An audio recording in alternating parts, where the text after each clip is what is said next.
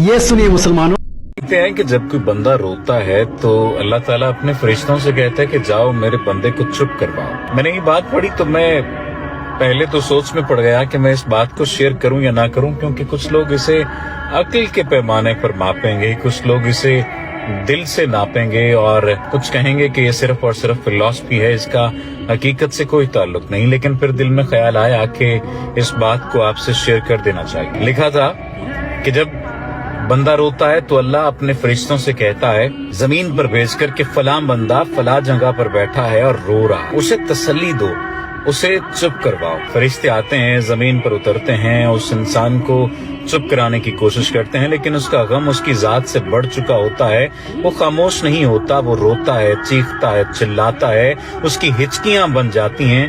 फरिश्ते वापस जाते हैं और कहते हैं कि या बारी ताला, वो इंसान चुप नहीं हो रहा, वो रोए जा रहा है।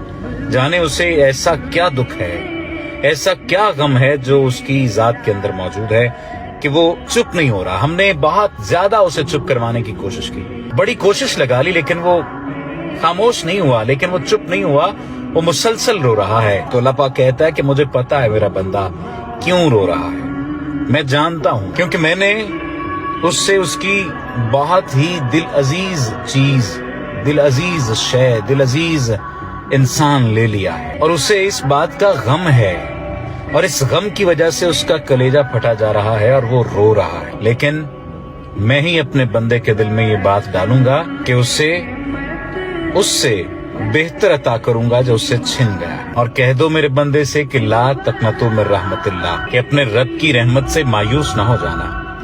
अब जब मैंने ये तहरीर पढ़ी तो मैंने पहले इसे अक्ल के पैमानों पर देखा कि ऐसी बात भला खुदा बारी ताला कहाँ और कौन सी रिवायत में मौजूद है। लेकिन फिर मेरे दिल में ख्याल आया कि मैं ये बात आपके साथ शेयर करूं।